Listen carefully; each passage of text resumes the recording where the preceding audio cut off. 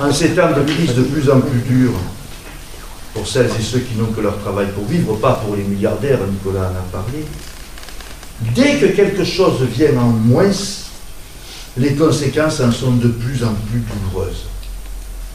Il y a un certain nombre d'années, lorsqu'une subvention du Conseil général n'arrivait pas pour telle ou telle réalisation, eh bien, la commune pouvait compenser. Ça ne faisait pas plaisir, mais elle y arrivait quand même. Aujourd'hui, ça n'est plus le cas. Je dis ça pourquoi? Parce qu'il me semble, surtout dans ce canton, qu'il vaut mieux que le conseiller général ne soit pas maire d'une des 4 communes toutes sinistrées. Parce que forcément, il va la favoriser.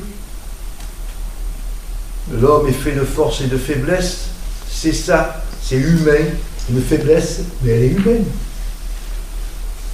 Et ce qui sera pour l'une ne sera pas pour les autres.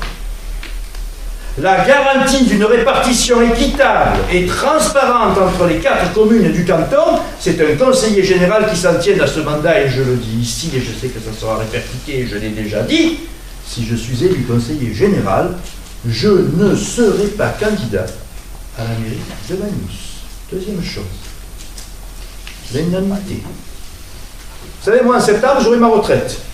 Elle sera moyenne, mais avec le salaire de ma femme, eh bien, elle nous suffira pour vivre et aider nos enfants.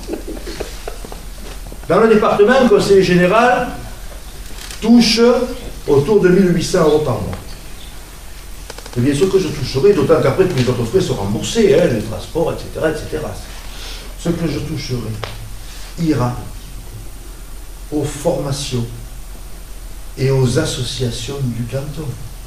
Celles et ceux qui se battent pour la justice et la liberté, pour le sport, pour notre culture catalane, pour nos jeunes, pour notre développement économique. Mesdames et messieurs, chers amis, chers camarades, notre Côte Vermeille vraiment mérite mieux que ce qu'elle vit et subit.